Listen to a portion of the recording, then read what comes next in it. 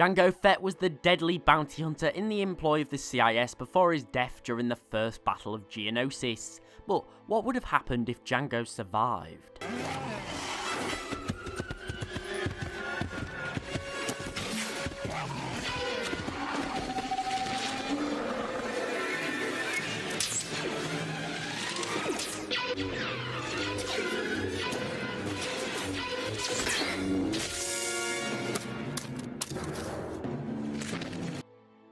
Now, for this theory, we're going to say the Battle of Geonosis goes as it does in our timeline. However, Dooku orders Jango to withdraw and the Mandalorian does just that. Jango leaves Geonosis with the Separatists. So, he's alive and he's going to be very high on the Republic's most wanted list. This combined with his skills makes me believe that Dooku would seek to hire Fett on a more permanent basis, and for a generous pay, Jango would more than likely accept.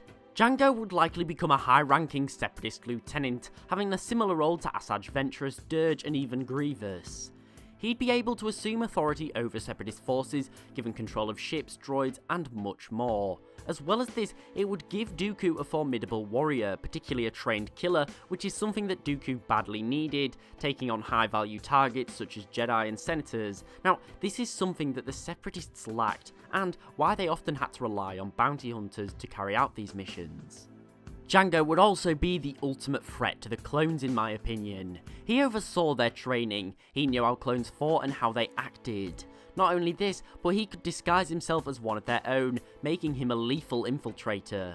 It's even possible that some clones would have reserves about fighting him. We've seen how they can hesitate when forced to fight one another, so Fett could be the Republic's worst nightmare in this regard. Now, Fett as a CIS general would also have a knock-on effect on the galaxy in many other ways. Fett's a Mandalorian, and although his people were currently following a mantra of pacifism, there was many who still respected their warrior past. Ones who would never support Death Watch and its terrorist message, but didn't respect or approve of Satine's ways either. Seeing this Mandalorian warrior donning his ancestral armor, facing against the ancient foes of Mandalore, the Jedi and Republic, it's very likely that many Mandalorians would want to follow Fett and support the political regime that he was effectively fighting for.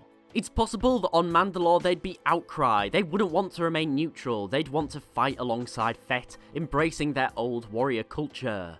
Now, in Legends, Fett is actually what's called a Mandalore, which basically means the warrior king of the Mandalorian people. Now, in canon this isn't the case, but it could be. The people of Mandalore may want Fett to become their leader, to side with the Separatists, and this is something that Dooku would definitely want. Mandalore leads the neutral systems, and if Fett could become the leader of Mandalore, he would be able to sway them to join the Confederacy. That's over 1,500 star systems that may begin pledging support to the CIS over the Republic.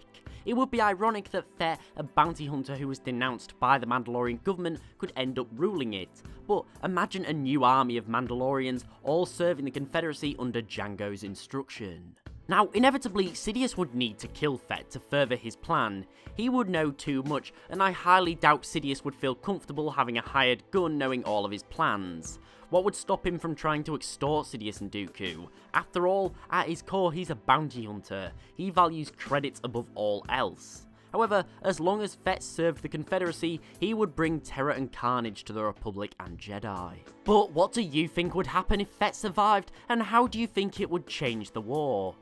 I hope that you enjoyed. If so, please remember to like, comment and sub, as it's really appreciated and does help the channel grow. Also, please remember to follow me on Twitter for regular updates at The Lore Guy. Thanks for watching, hope you enjoyed, and I'll see you next time.